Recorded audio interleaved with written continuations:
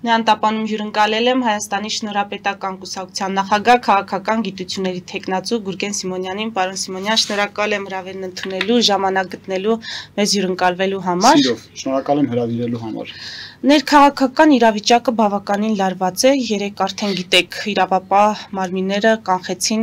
ահաբեկչության կամ պետական հեղաշրջման փորձ, կազմակերպիչները Բագրատ Գալստանյանը եւ մեկ տասնյակից ավելի անձիկ կալանավորվել են 2 ամսով։ Հիմա իշխանականները սա գնահատում են որպես ոտնձգություն պետության նկատմամբ, ընդդիմադիրներն էլ գնահատում են իշխանական ռեպրեսիաներ հոգևորականների, ընդդիմադիրների նկատմամբ։ Ձեր գնահատականը որն է, ինչ է կատարվում, ինչու է այս իրավիճակը Հայաստանում։ Այսինքն դուք հարցում եք գծից այս կողմ գտնվող ընդդիմադիր ուժի ներկայացուցիչին, այսինքն պատմությունը գիծ եք հաշել, այդ նախքին ձևաչափը ու ներկա ձևաչափը մնացել են գծից այն կողմ։ Եվ ինչքան է զավեշտալի չլինի, մեկը մյուսի գործողություններով եւ այդ գործողությունների պատասխաններով իրար սնուցում են։ Հիմա քանի որ նախաքննություն չի իրականացել, դատական գործընթացներ չի ծավալվել, ձերբակալված մարդկանց անվանել ահաբեկիչ չի կարելի։ Բայց եթե նախաքննությունը ավարտվի եւ փորձաքննությունը պարզի, որ այդ ձայնագրության մեջ հնչող արտահայտությունները իրական են, բայց Բագրատ Գալստանյանն արդեն ընդունել է, որ իրական են։ Իր ձայնն է, այո, ինքն է։ Իսկ հարակից մարդկանց, որ ժողովրդին այդքան նսեմ բառաֆոնդով բնութագրում են, եթե այդպես է, ուրեմն աղետալի իրավիճակ են իրենք բոլորը։ Եթե ընդունում են, որ դա իրենց ձայներն են եւ ժողովրդին նման կերպ են բնութագրում, ուրեմն աղետալի են իրենք։ Ես միշտ անընդհատ եմ ասել, բայց նորից կկրկնեմ, վերջին իմ սոցիալական կայքերի միջոցով Facebook-ում էլ ես երեք հրապարակում կատարեցի Շնորհապետական կուսակցության կողմից, որ ցանկացած ահաբեկչական գործողության փորձ, նախապատրաստական աշխատանք եւ հենց ահաբեկչություն դատապարտելի է Հայաստանի Հանրապետությունում։ Հիմա եթե մեր սիրելի ժողովուրդը, որպեսզի կարողանա պատկերացնի ու հասկանա, թե իրավիճակում ոնց ճիշտ կողմնորոշվի, որոշակի հիմքեր կան, որոնց վրա դու պետք է հիմնվես, արդյոք ոչ սահմանադրական մեթոդները եւ արդյոք ժողովրդին ապստամբության մղելու մեթոդները, որպես քաղաքական գործընթացներ, իրականում հիմք ունեն ժամանակակից իրողություններում։ Նախկինում, երբ որ իշխանությունը բռնազավթված էր եւ Հայաստանի Հանրապետության քաղաքացիական հանրությունը ընտրություններին գնալով չէր կարողանում որևէ կերպ փոփոխություն իրականացնել, միակ ելքը կարծես թե մնացել էր դա ապստամբությունը, անհնազանդությունը եւ հեղափոխությունը։ Այն ինչ որ 2018 թվականին ժողովուրդը կարծում էր թե դա է, բայց իրականում արի ուտես որ դա չէր, որտեվ հեղափոխության այն արժեքները, որոնք որ հրապարակվում էին Նիկոլ Փաշինյանի եւ նրա թիմի կողմից, չկապիտալիզացվեցին Հայաստանի Հանրապետությունում։ Այսինքն ինչ կուզեմ ասել, որ նրանք մերժեցին, բայց մերժեցին կոնկրետ անձի, որ այդ անձը պաշտոն չզբաղեցնի, բայց որևէ համակարգ չմերժվեց որպես այդպիսի եւ իրավաքաղաքական գնահատականների շարք չիրականացավ։ Բայց քանի որ ներկայիս իշխանությունները ընտրված են եւ դեռևս բաց է մնում դուռը սահմանադրական ճանապարհով փոփոխություններ իրականացնելու, դաշտում գործող յուրաքանչյուր ուժ, որ ինքն իրեն հռչակում է ազգային ուժ, անպայման ընտրական իրավունքի իրացումը պետք է փորձի։ Սա համար մեկ քայլն է քաղաքական գործընթացների ծավալման։ Այլ խնդիր է, եթե ընտրական իրավունքը իրացվում է մարդկանց քաղաքացիների եւ փաստացի իշխանություն ունեցող ուժը պարտվում է ընտրություններում, բայց ընտրակեղծիքների միջոցով եւ բիրտ ուժ կիրառելով շարունակում է մնալ իշխանության, ուզուրպացնելով ժողովրդի իշխանությունը, այդ դեպքում յուրաքանչյուր ազգային գաղափարի վրա հիմնված Հայաստանի Հանրապետությունում ծագած եւ զարգացող ուժերը կարող են իրենց քաղաքական օրակարգում դիտարկել նաեւ հակասահմանադրական եւ ժողովրդին ապստամբության մղելու գործընթացների նաեւ տարբերակներ։ Հիմա սա ժամանակավրեպ է։ Մտավախություն կա, ասում են, որ ներկայիս իշխանությունները նմանատիպ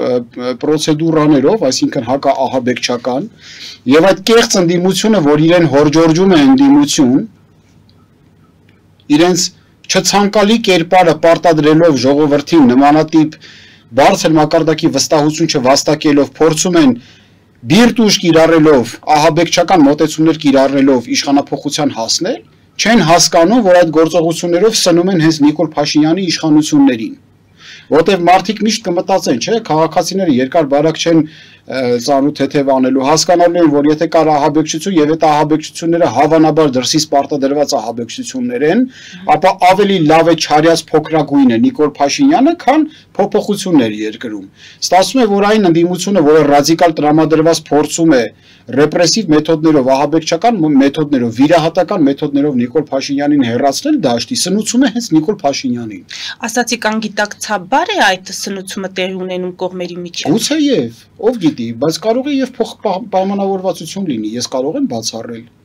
Ես չեմ կարող բացառել, որովհետեւ իմ կասկածանքով, իմ մտագրոհների վերջնարդյունքում ես հանգել եմ մի եզրակացության, որ նրանք նույնն են բոլորն էլ։ Նույն համակարգի մասն են, նույնն են, մեկը մեկին սնելով առաջ են գնում։ Բայց եկեղեցին ինչ գործ ունի այդտեղ կամ եկեղեցու հոգեվորականներ, չգիտեմ, այս արճակատումը անվանել պետություն եկեղեցի, թե ավելի շուտ իշխանություն հոգեվորականներ բարձրաստիճան։ Եվ եթե այո, ոչ թե պետություն, այլ Նիկոլ Փաշինյան, նրա ղեկավարած քաղաքական ուժ եւ հոգեվորականներ։ Եկեղեցին ընդհանրացակ հասկացություն է, եկեղեցին բոլոր հոգեվորականներն են, այդ թվում նաև մենք։ Այո, հավատացյալներ։ Այո, եկեղեցին ինքը ընդհանրական հասկացություն է։ Ես չեմ կարծում, որ եկեղեցու հետ կապված որևէ խնդիր կա։ Եկեղեցին հավիտենական ինստիտուտ է, եկեղեցին գործում է, եկեղեցուն բավականաչափ հոգեվորականներ կան, որոնք որ պարկեշտ իրենց առաքելությունն են տանում։ Եկեղեցին հավատացյալ հայ ժողովուրդն է, եւ այն ավանդույթները, որոնք որ մեզանում կան, եւ այն քրիստոնեական արժեքները, որոնք որ մենք կրում ենք։ Սա կարելի է բնութագրել Նիկոլ Փաշինյան, նրա ղեկավարած քաղաքական ուժ եւ որոշ հոգեվորականներ ընդդիմամարտություն։ Իսկ այդ որոշ հոգեվորականներ արդյոք իբրև հոգեվորական են ընդդիմամարտության մեջ։ Հենց դա եմ ուզում հարցնել, այդ մարդկանց ներգրավումը ինչի մասին է խոսում։ Այսինքն, եթե նախկին իշխանության ներկայացուցիչները հավակնում են վերադառնալ իշխանության, այսպիսի անգամ միջոցներով են փորձում վերադառնալ, հասկանում ես, քաղաքականություն է, գուցե ընդունելի է քաղաքականության մեջ գտնվող մարդկանց դեպքում կարելի է հասկանալ, բայց հոգեվորականները ինչու են խառնվել այս ամենին։ Կարող ենք ենթադրել, որ քանի որ Հայաստանի ներկայիս հանրապետությունը հնդածս ազդեցության տակ է եղել կայսրությունների եւ ամենաշատը ներկայիս Հայաստանի հանրապետության տարածքը ազդեցության ներքո է գտնված եղել ռուսական կայսրապետական մոտեցումների։ Կայսրությունները փորձում են իրենց ուժը տարածել անգամ ազգային ինստիտուտների համատեքստով, որպեսզի կարողանան այդ հանրույթին, որոնք որ անցել են կայսրության տիրապետման տակ, ենթակայության տակ պահել։ Մենք կարող ենք ինքներս որպես քաղաքացիներ հիպոթեզ առաջ քաշել, որ 1824-1828 թվականներից ի վեր, երբ որ միջև Արաքս, հյուսիսից միջև Արաքս ընկած տարածքները անցան ռուսական կայսրության ենթակայության տակ, այնուհետև 1853 թվականի վարչատարածքային միավորների բարեփոխումների վերաբերյալ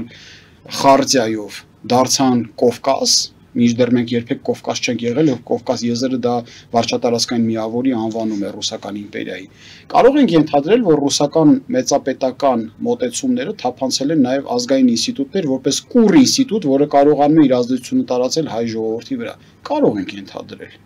Հետևաբար այդ ավանդույթները, որոնք որ փոխակերպվեցին արդեն խորհրդային միության տարիներին, որը շատ ավելի ագրեսիվ մոտեցում ուներ կրոնի նկատմամբ անաստվածության տարիներին, ինչ մոտեցումներ կարող էին լինել եւ ինչ ներթափանցման աստիճան կարող է լինել հատուկ ծառայությունների։ Կարող ենք այդ հիպոթեզը առաջ քաշել։ Անշուշտ կարող ենք։ Հետևաբար բացատրելի է դառնում, թե նորանկախ Հայաստանի Հանրապետությունում որոշ հոգեվորականներ ինչու են քիթները մցրել քաղաքականության մեջ։ Մինչդեռ Ներսես Շնորհալին ասում է, երբ արևը ծագում է անգամ լեշերի վրա։ Եկեղեցին սելեկտիվ հատկանիշներ չունի, չի կարողանում ընտրել հայի տականքը ով է, իսկ իրական հայը ով է։ Եկեղեցու դռները բաց են բոլորի առաջ։ Եթե դու սելեկտիվ հատկանիշ չունես, չես կարող թացը չորից բիրտ մեթոդներով գծես եւ ջնջես, որովհետեւ այն ինչը որ արատավոր է եւ աղետալի է համարվում, եթե եկավ քո դուռը, դու պետքա հոր նման գրկաբաց ընդունես նրան։ Ստացվում է քո սելեկտիվ մոտեցումների բացակայությունը քեզ հնարավորություն չի տալու բարենորոգչական աշխատանք ունենալ քաղաքականության մեջ։ Միայն այդ պատճառով դու քաղաքականության մեջ իրավունք չունես մտնես որպես դրոշակակիր։ Հետևաբար այդ հոգևորականների վարքը կարելի է բնութագրել որպես ուղղորդվող։ Այլ խնդիր, որ կարող են նրանց ամբիցիաների վրա խաղալ, նրանց մեծամտության, նրանց, չգիտեմ, հավակնությունների վրա խաղալ, շահի վրա խաղալ, անգամ վիրավորանքի վրա կարող են խաղալ,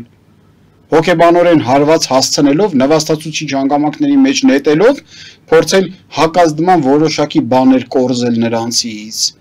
Հազար ու մի բան կարող է լինել, բայց մի բան կարող ենք արձանագրել, որ մեր հանրային քաղաքական իրավիճակը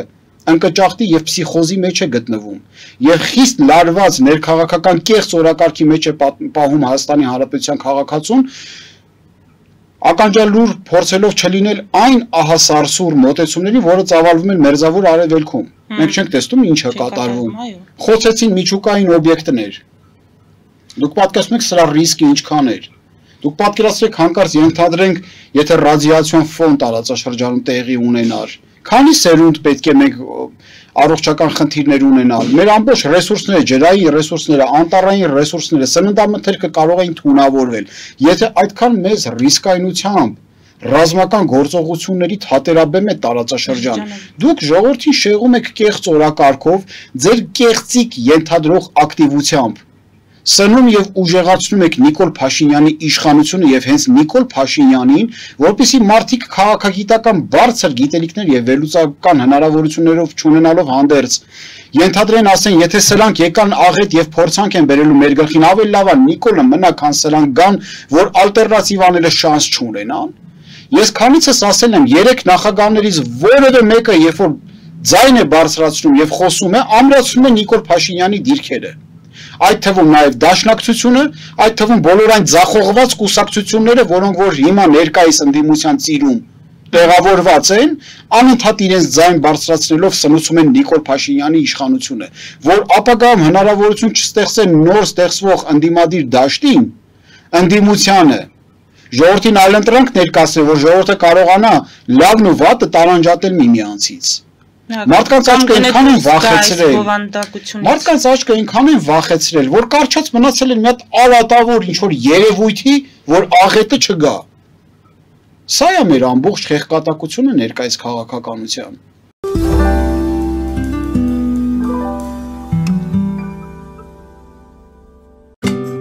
Ինչ է պետք տունը, առանձնատունը կամ ամառանոցը հաճելի, հարմարավետ դարձնելու համար։ Ճիշտ ընտրած կահույք, օրիգինալ դեկորներ, հյուրերին ընդունելուց գեղեցիկ սպասք, գուցե նոր սփռոց։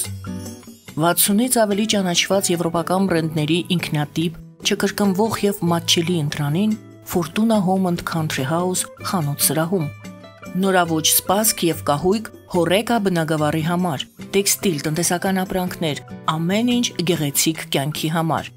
Ընտրեք այն, ինչ վաղուց փնտրում էիք Fortuna Home and Country House-ում, ձեզ համար եւ որպես նվեր ձեր մտերիմների համար։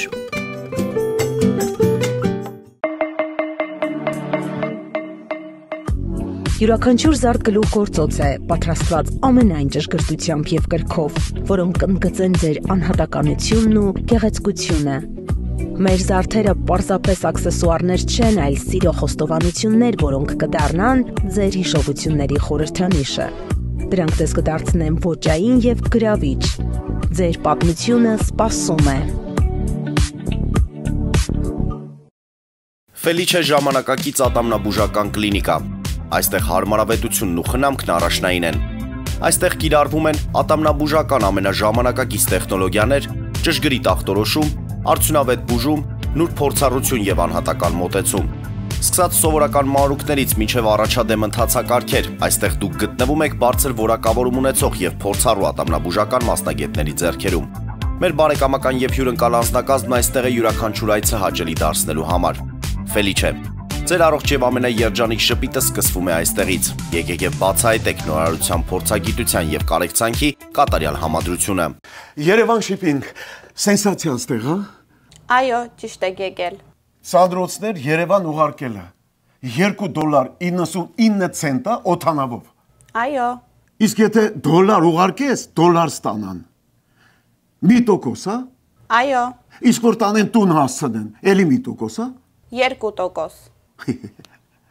Ասա ծրի է, էլի։ Ժողովուրդ սենսացիա, ծրի է։ Նորդ Հոլիվուդ գլենդել։ Jackpot հագուստի վաճառակենտրոնը վերաբացվել է Թահանգա քաղաքում։ Նոր տեսականի, նոր արժեքներով ու նոր զեղչերով։ Եվրոպական հագուստ եւ կոշկեղեն կանանց, տղամարդկանց եւ երեխաների համար։ Օծաներիք, ճամպրուկներ, պայուսակներ, գիշերանոցներ, գոտիներ եւ դրամապանակներ։ Մեծ ապրանքատեսականի, մեծ զեղչերով։ Համեցեք Jackpot Թահանգայում։ Հասցեն 7057 Foothill Boulevard։ Հեռախոս 818 813 2252։ Jackpot։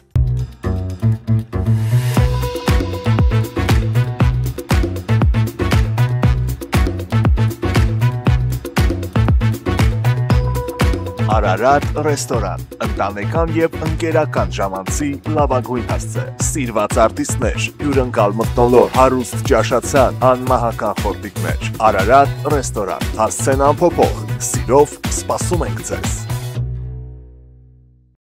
Լավագույն պաղպաղակ, բնական, համեղ եւ մատչելի գներով պաղպաղակը կարող եք ձեռք բերել բոլոր հայկական խանութներում։ Պահանջեք հայկական պաղպաղակ, Թամարա պաղպաղակ։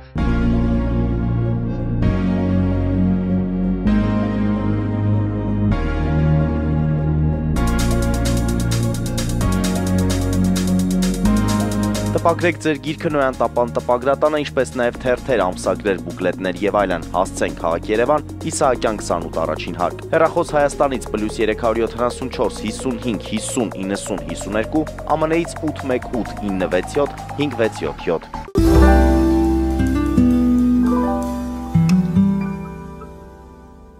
Փաստն այն է, որ այո, առանձին հոգևորականներ մտել են քաղաքականություն։ Եվ Նիկոլ Փաշինյանն ասում է, հետևաբար պետք է կաթողիկոսը հեռանա, Ազատի վեհարանը, երեք մայրաթոռը արձագանքեց այս ամենին։ Մենք լսեցինք ձայնագրություններ, այդ ձայնագրություններում Բագրատ Գալստանյանը խոսում է մարդկանց գնդակահարելու մասին, խոսում է անկարգություններ հրահրելու մասին, այնտեղ մեքենաներ վառելու մասին, բայց մայրաթոռի հայտարարության մեջ ոչ մի խոսք այդ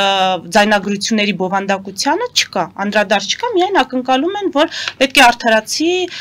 վճիռ իրականացվի, արդարացի քննություն իրականացվի եւ դատապարտում են իրավապահների գործողությունները Գալստանյանի եւ նրա համախոհների նկատմամբ։ Հիմա այսօրակարգը կաթողիկոսին հեռացնելու, դուք դրան կողմնակից եք, թե ոչ եւ ինչ ճանապարհով հնարավոր է հեռացնել կաթողիկոսին։ Ես որքանով գիտեմ, ընտրությունների մեթոդով է հապարահայրապետը ընտրվում հոգևորականներից եւ աշխարհականներից ձևավորված խորհրդի միջոցով։ Ես տևական ժամանակ առաջ այս հարցը բարձրացրել էի, որ այդպես է, ուրեմն իշխանությունը ոչ թե կապրիզի տեսքով պետք է հանդես գա, այլ օժանդակողի կարգավիճակով հանդես գա։ Մի հատ խորանալ է։ Դա նշանակում է, որ դու հարթակը ձևավորի հնարավորություններ տուր, որ այդ վեհապարի նախ հեռացնելու հիմքերը դու ներկայացրու ժողովրդին։ Մենք բոլորս գիտենք, չէ, ինչ աղետալի իրավիճակ է ինֆո տարածությունը մեր։ Հիմա օրինակ դուք ասում եք, որ Բագրատ Գալստանյանը ընդունել է, որ զայնագրության մեջ իր ձայնն է։ Միջև այդ ես վստահ չէի։ Արդյոք իր ձայնն է, գուցե եւ արհեստական բանականությամբ գեներացված լինի։ Ընդունել է, նշանակում է իրավապահ մարմինները պետք է խստությամբ, խստորեն կասեցնել նման դեպքերը։ Ես ձերբակալության տեսանյութերը տեսել եմ, շատ հարգալից են ձերբակալել Բագրատ Գալստանյանին իրավապահ մարմինները, որևէ ավելորդություններ կամ բիրտ ուժի կամ ֆիզիկական ներգործության ազդեցություն չեն ցուցաբերել։ Ես դա տեսա, որ նորմալ նստեցրեցին, նորմալ մարդավայել, վայելուչ կերպով տարան, հիմա մարդը եթե ասել է, թող պատասխան պետք է տա։ Պետության առանց դու ենթադրենք ինչ որ մեկին որ հայտարարում ես որ պետք է գնդակահարես, նշանակում է դու քո դատական գործընթացների իրավարարչության մեթոդները ամբողջության ոտնահարած ունես, սահմանադրական կարգն էլ հետ այսքան ճգնաժամային, այսքան վատթար եւ այսքան աղետալի իրողություններում, որում որ Հայաստանի Հանրապետությունն է գտնվում։ Դուք չեք հասկանում, որ չընտրված իշխանությունների ձեռքը սեղմող չի լինելու։ Հայաստանի շնորհապետական կուսակցությունը հեշտությամբ չի ձևավորվել, ինչի ես ընթացա կուսակցաշինության ճանապարհով, ինչի մեր համախոհները համախմբվեցին կուսակցաշինության, ինչը պարզունակները չեն հասկանում, որ գաղափարախոսություն գրելը, ծրագիր գրելը, կառուցվածք ստեղծելը, հիմա քիչ սրբելու ժամանակ մենք չունենք, ամեն ինչից կտրված համակարգ ենք կայացնում, ինչու, որովհետև միակ բանալին երկրում փոփոխություններ իրականացնելու դրանք կուսակցություններն են։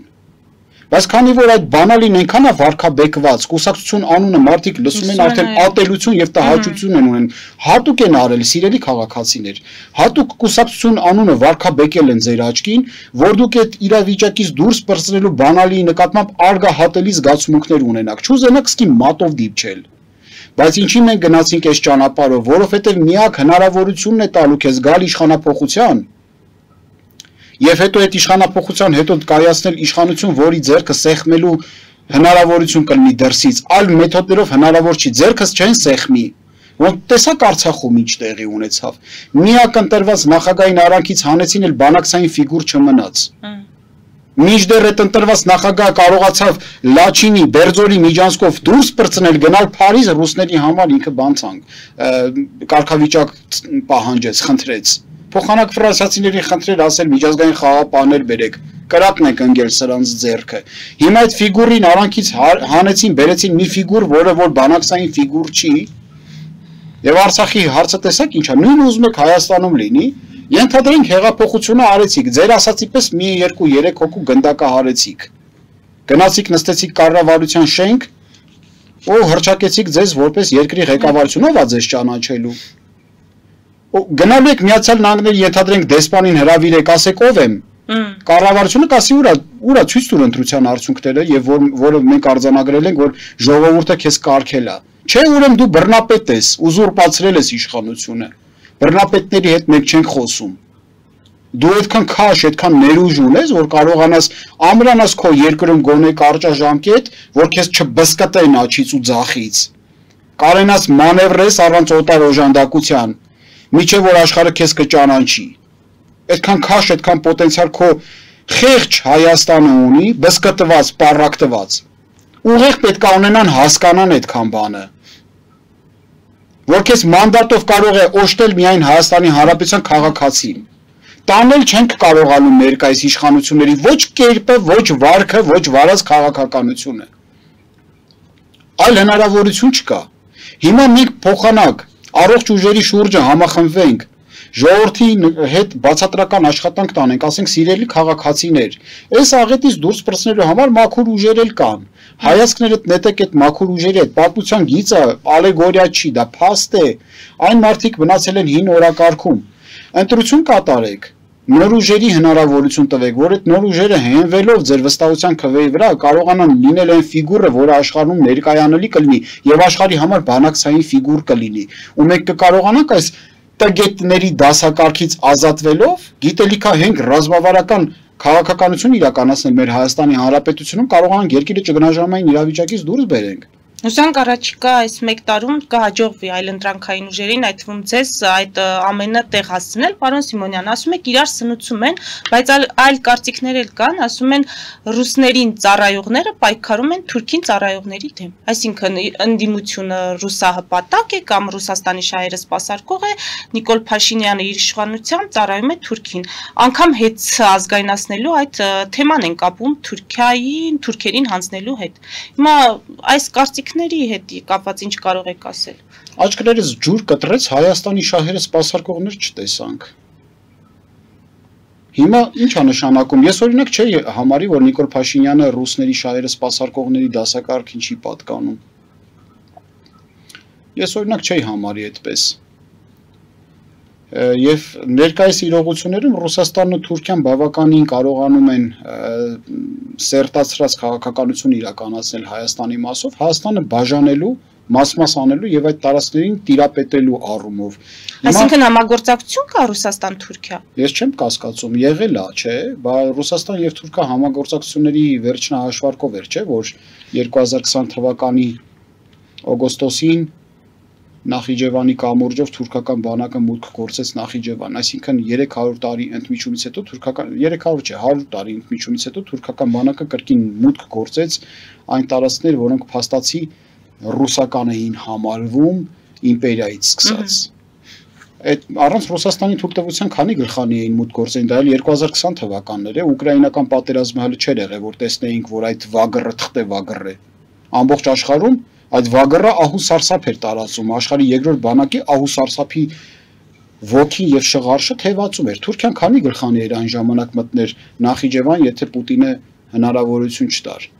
Կամ Թուրքիան մասնակցեր ընդդեմ Լեռնային Ղարաբաղի եւ Հայաստանի Հանրապետության Արցախի դեմ սանձազերծած պատերազմում օժանդակելով Ադրբեջանին այն աստիճանի, որ դեռ հարց է Թուրքիան է մեզ հարվածել թե Ադրբեջանը, քանի գլխանի են, եթե Ռուսաստանը թույլ չտար։ Պլանը հետևյալն էր, Արցախը պիտի պոկեին տային, Սյունիքի նկատմամբ ռեպրեսիվ գործողություններ իրականացնեին, ռուսը գար մտներ ամբողջ Հայաստան, գրավեր, փրկումը, իրանք միշտ տենց են փրկել։ Գար փրկեր ճակերտավոր ասած, մտցներ միութենական պետություն, Զանգեզուրի Միջանցք կոչեցյալ գոյացնեին Սյունիքի հաշվին եւ կարողանային ռուս-թուրքական համագործակցական գործակցաբար այդ ենթակառուցվածքները տիրապետել։ Այդ էին ուզում մեր գլխին բերեին։ Հիմա նույնը չի բացառում, որ հիմա լինի։ Ուղղակի հիմա Ռուսաստանը, որ մի քիչ թուլացած իրավիճակում է, Նիկոլ Փաշինյան եւ Էրդողան այցին անդրադարձեք, էլի այդ դեպքում ինչ առաքելությամբ է Նիկոլ Փաշինյանը։ Գուցե եւ Ռուսաստանին ուզում են արդեն Լուսանսկում թողնեն։ Ռուսաստանն էլ այս իրավիճակից վրդովված կարող է որոշակի բաներ ծավալի, բայց սրանք ընդհանրապես ենթադրություններ են, որևէ փաստեր չունեն, ոչ այցի վերաբերյալ, ոչ այդ մոտեցումների։ Հիմա եթե դատական գործընթացները ծավալվեն, այս կասեցված ահաբեկչության պլան, սենց կոչենք, դե որտեվ ահաբեկչություն չի եղել, որևէ գործողություն չի եղել, խոսացել է։ Փորձել չի եղել։ Զրույց է եղել։ Հիմա եթե այս զրույցի հիմքում Հայաստանի Հանրապետության հատուկ ծառայությունները փաստական տվյալներ ներկայացրեցին, որ օտարպետության միջամտություն կա, կարող ենք ենթադրել, որ Նիկոլ Փաշինյան-Էրդողան հանդիպումը գուցե եւ Ռուսաստանին Լուսանսկում թողնելու մասին է եղել, բայց սրանք ընդհանրապես կասկածներ են։ Մենք սա պետք է շեշտենք, որ մարդիկ հանկարծ չմտածեն սա, մենք հաստատական նախադասություն եք հնչեցնում, որտեղ իրեն հարգող փորձագետներն ու վերլուծաբանները եւ քաղաքական գործիչները մատից հոտ քաշելով տեսակետներ իրավունք չունեն ասեն։ Պիտի ծանրակշիռ փաստարկներով խոսեն։ Հետևաբար, եթե հատուկ ծառայությունները դատական գործընթացների ընթացքում կհրապարակեն փաստեր, որ այս զրույցի հիմքում նաև ենթատեքստում եւ կուլիսներից այն կողմ օտար երկրի հատուկ ծառայությունների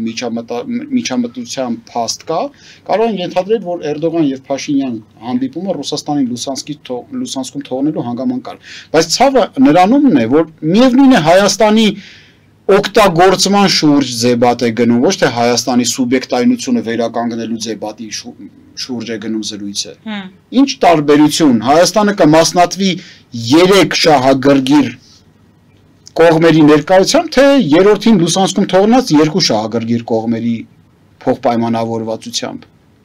Ամբողջ ցավը դրանում է, որ Հայաստանի սուբյեկտայնության բարձրացման ուղղված որևէ ռացիոնալ տրամաբանական քաղաքականություն ես չեմ տեսնում։ Ինչու այդ առանձին երկխոսությունը Թուրքիայի հետ, դա արդյոք չի բարձրացնում Հայաստանի սուբյեկտայնությունը, ինչպես ասում են իշխանությունները, որովհետև իրենք արդեն ուղիղ են խոսում Թուրքիայի հետ։ Կապ չունի, բայց ինչի շուրջ են խոսում եւ ինչ կարգավիճակով են խոսում։ Մարդը գնում է Չեխիայում հարց են բարձրացնում, ասում են, «Էս ինչ ես խոսում Եվրամիության հետ ինտեգրվելու եւ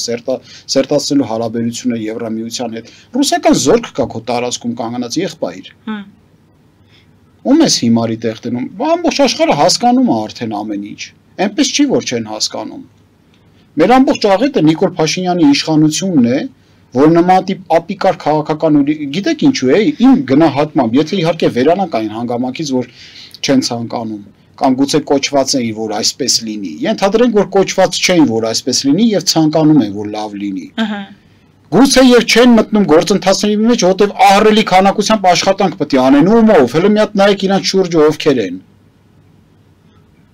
Իսկի մեկին գումարած մեկի մակարդակի մարդը պետքա լանգրաժի թեորեմ լուծի։ Մեկին գումարած մեկի մաթեմատիկայի մակարդակ ունեցող մարդը, որը աթոռ է տաքացնում իր փափուկ մասով, լանգրաժի թեորեմ պետքա լուծի, այդ դրա համար էլ չեն մտնում այս ամեն ինչի մեջ։ Դուք կողմ եք հեծը ազգայնացնելուն, պարոն Առհասարակ կրիտիկական նշանակության ենթակառուցվածքները եւ ռազմավարական նշանակության օբյեկտները գտնում են, որ ներկայիս Հայաստանի Հանրապետությունը պետք է ազգայնացվի։ Հիմա դա ասում են մասնավոր սեփականություն է եւ եթե պետությունը այսպիսի միջոցներով, այսպիսի կտրուկ գործողություններով ազգայնացնելու է հեծը, սա ուղիղ հարված է Հայաստանի միջազգային վարկին ներդրումների առումով, այսինքն ներդրողները արդեն կվախենան Հայաստանում ներդրումներ իրականացնել։ Չկա նման բան։ Նիկոլ Փաշինյանի կառավարությունը կոչված էր լյուստրացիա իրականացնելու։ Եթե դա հեղափոխություն էր, ոչ թե իշխանափոխություն, ծածկադմփոց արեցին Թավշյա հեղափոխության տակ։ Ժողովուրդը դուրս եկավ ակնկալիքներով, չէ։ Ժողովուրդը հեղափոխություն արեց, այդ ուրիշ բան, որ դուք հեղափոխության համար դուրս չեք եկել։ Արբիտրաժային դատարան են տալիս ու ասում են, որ նախքին 3 նախագահները, առավել եւս երկրորդ նախագահ Ռոբերտ Քոչարյանը, հակապետական գործողությունների միջոցով օտարել է Հայաստանի Հանրապետության ռազմավարական նշանակության օբյեկտները։ Որն եք ուզում մատս դնեն որի վրա, որ տակը 10 տրցակներով թուղթ չլինի, թե ինչքան ապօրինություններ են տեղի ունեցել։ Հարավկովկասյան երկաթուղին քանի միլիարդ ինվեստիցիա պետք է կատարեն, որ մի կոպեկ չի եկել։ Մի կոպեկ, դա արդեն փաստ է ազգայնացնելու։ Հիմա կամած, այսինքն իրականացնում չէ, կամած ուշացել են։ Ախր Նիկոլ Փաշինյանը Սերժ Սարգսյանից 2 պակաս է։ Սերժ Սարգսյանը 10 տարի Հայաստանի Հանրապետության նախագահ էր, բոլորը արդեն խիստ ատելությամբ լցված ցանկանում են օր առաջ ձերբազատվել։ Բա 8-րդ տարին է հիմա լինելու Նիկոլ Փաշինյանի կառավարման, այսքան աղետներից հետո։ Էլ կամացը ո՞րն է։ Արդեն արագ, վազքով, տելեպորտացիայով էլ որ ինչ-որ մի բան անեն, ուշացել են։ Նրանց փոխարինել է պետք։ Բայց ոչ թե սքեմավոր քաղաքական գործիչների միջոցով, ոչ թե ռուսական կոլաբորացիոնիստների միջոցով եւ այն ընդդիմությունների, որոնք իրենց ակտիվությամբ սնուցում են ներկայիս իշխանություններին, այլ նոր ուժերով։ Նոր ուժերի խնդիրը շատ բարդ է, պարոն Սիմոնյան։ Ամեն անգամ ինձ թվում է մենք այս առաջիկա 1 տարվա ընթացքում դա արձանագրելու ենք ու քննարկելու ենք։ Ինչպես է կարողանալու այս տանդեմը բետոնից պատերը փշրելով։ Սիրելի քաղաքացիները համախմբվեցին մեր շուրջ, կայծակնային արագությամբ կարողացան քաղաքական ուժը կայացնել։ Հայաստանի Շնորհապետական Կուսակցությունը։ Հիմա իհարկե բազմաթիվ մարդիկ հարյուրավոր նամակներ են հղում, ասում են տեսադաշտից անհետացել եք, չկաք, անկեղծ ասած լրատվական միջոցների հետ մեր փոխշփումների հայեցակարգն ենք մենք ворթեգրում, եզակի լրատվականների ենք մենք այցելում, իդեմս ինձ առայժմ եւ քաղաքական խորհրդի ներկայացուցիչների Հայաստանի Շնորհապետական Կուսակցության, բայց սիրելի քաղաքացիներ, մենք ակտիվ ենք, զորնի բուն աշխատում ենք, մենք ուժեղ ենք եւ հաղթելու ենք միասին։ Մենք կարողանալու ենք հաղթանակը տանել, ընդ որում այս աշխատանքներով պայմանավորված շուտով մեր մեդիա տիրույթներ կակտիվանա gurgensimonian.com կայքեջի միջոցով, YouTube-յան ալիքի միջոցով եւ կայքեջի միջոցով կարող եք միանալ, ակտիվ լինեք, սատարեք մեզ։ Իհարկե դուք ճիշտ եք ասում, մենք խնդիրներ ունենք եւ բազմաթիվ խնդիրներ ունենք, առավել եւս ֆինանսների հետ կապված, բայց սիրելի համակարգացիների օժանդակությունների շնորհիվ մենք կարողանում ենք էլի ակտիվություն, հարաբերական ակտիվություն ունենալ։ Փառք Աստծո։ Եվ այդ հարաբերական ակտիվությունը բավարար է, որ մեզ արդեն ճանաչեն, սոցիոլոգիական հարցումներով տեղ գտնենք, կարողանանք աճել, զարգանալ եւ հավակնություններ դրսեւորել այսքան կարճ ժամանակահատվածում, ամիսների ընթացքում։ Մեր զրույցը, պարոն Սիմոնյան, ամփոփենք տարածաշրջանային վերջին իրադարձություններով, դուք ձեր խոսքի սկզբում իհարկե անդրադարձաք այդ Իրանի շուրջ ծավալվող իրադարձություններին, հիմա կողմերից յուրաքանչյուրը, ԱՄՆ-ն իր հերթին, Իրանի հոգևոր առաջնորդը իր հերթին, Իսրայելի վարչապետը իր հերթին, ամեն մեկը իր հաղթանակի մասին է խոսում։ Ինչ կատարվեց Իրանի շուրջ եւ ինչպես կբնութագրեք։ Գիտեք, եթե որևէ մի պետություն կարողանում է հատուկ ծառայությունների գործադրմամբ եւ գերճշգրիտ սպառազինության միջոցով մեկ հարվածի ընթացքում ոչնչացնել հակառակորդ պետության զինված ուժերի բարձրաստիճան հրամանատարության 70%-ին,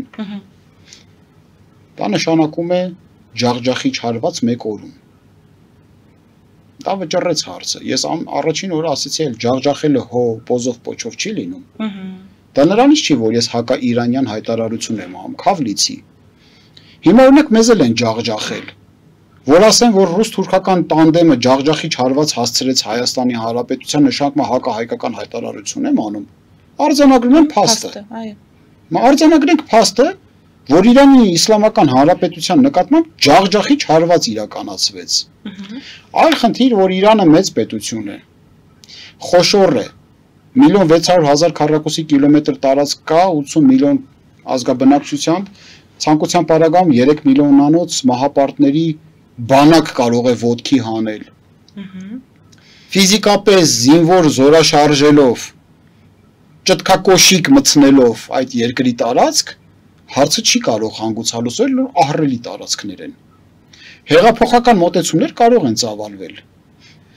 Վերջին Միացյալ Նահանգների այդ հատուկ սպառազինություն կիրառելով B2 տեսակի ռազմավարական նշանակության կործանիչների, ռմբակոծիչների տեղաշարժով եւ այդ հարվածներով 16 ռումբ են նետել, որը ոչ միջուկային կոնվենցիոնալ հրթիռ է, որը միջուկային զենքի հզորություն ունի։ Ցույց տվեցին, որ ցենտրիֆուգները ամենախորը գետնի տակ գտնվող ցենտրիֆուգները վնասվեցին։ Իհարկե դա չթաղեց մեկընդմիշտ Իրանի Իսլամական Հանրապետության միջուկային ամբիցիաները, բայց հետ է գցել։ Ժամանակակից աշխարհը մի օր հետ է սնգնում արդեն աշխարհը այլ է, ինչ եք տեսնում արհեստական բանականության համատեքստում նայեք։ 2-3 ամիս առաջ արհեստական բանականությունը ուրիշ մի աշխարհ էր։ Այո, այսօր հիմա ուրիշ մի աշխարհ է արհեստական բանականությունը։ Այլ աշխարհ է։ Բա մի օր, 2 օր, 5 ամիս, 6 ամիս, 1 տարի, 2 տարի հետ ընկավ այդ պետությունը, էլ կարող է հասնի։ Ինչ եք տեսնում Իսրայելի տեխնիկական հնարավորությունների եւ միջոցների։ Ես ասում եմ, պետությունների համար գերակա շքեղություն է հատուկ ծառայությունները։ Եթե կան ազգային հատուկ ծառայություններ, էֆեկտիվ, դա շքեղություն է յուրաքանչյուր պետության համար։ Եվ շքեղություն են տեխնոլոգիաները երկակի նշանակության։ Երկուսի պարագայում էլ մենք տաղանդավոր ժողովուրդ ենք։ Երկուսի պարագայում էլ։ Եկեք տեսեք սովետական միությունը հայկական հատուկ ծառայությունների միջոցով սովետական միության հատուկ ծառայությունում աշխատող հայ գործակալների միջոցով ինչպիսի օպերացիաներ էին։ Վարդանյան ամուսիններին հիշեք։ Իրանում ինչ տերորիստական գործողություններ կասեցրեցին եւ ոչ միայն սովետական միությունը, արևմուտքն էլ հայկական ծագումով գործակալներ է ունեցել, որոնք որ փայլուն են եղել եւ անտիկ ժամանակաշրջանում էլ այդպիսի դերակատարություն ունեցող անհատներ եւ անձեր կային հայկական ծագում ունեցող հայ ժողովուրդը եթե կարողանում է տեխնոլոգիաներ արարել, եթե իր ինտելեկտուալ ներուժով կարողանում է հատուկ ծառայությունների մեթոդներ զորաշարժել, իր խիզախությամբ, իր պարկեշտությամբ, իր հնարավորություններով, ինչի մենք չստեղծենք մեր պետականությունը այնպես ինչպես որ մենք կարողանում ենք Հայաստանի իշխանության հետևությունը որը պետք է լինի այս իրադարձություններից հարևան երկրում ծավալված։ Ժողովրդի հետևությունները հետևյալն են, իշխանություններին մեսիջ չկա հղելու, նրանք ստեղից մտնում են, դեղից դուրս է գալիս։ Ժողովրդի հետևությունը հետևյալը պետք է լինի, ձուկը հոտում է գլխից, պետք է փոխել ներկայիս իշխանություններին արժանի եւ մաքուր ուժերով, սիրելիներ, մի վախեցեք։ Փոփոխությունները միշտ համարվում են ռիսկային, փոփոխությունները դա հայացք է ապագա, իսկ ապագա ընթանալը բավականին ահասարսուռ է բոլորի համար, դա նման է գիտեք ինչի, Կարլ Գյուստավ Յունգը ասում է ապագա, դեպի ապագա հայացքը, պատկերացրեք երբ որ դուռը բացում եք, մի սրահ կա, որտեղ մութ է, սև, մութ, առաջի քայլ անելուց չգիտես քեզ ինչ է սպասում, բայց առաջնորդը հենց դրա համար է կոչված, որ առաջի քայլն անի, իր ճրագով, առաջի քայլի ոտատեղը լուսավորելով հետևի ժողովրդին տանի։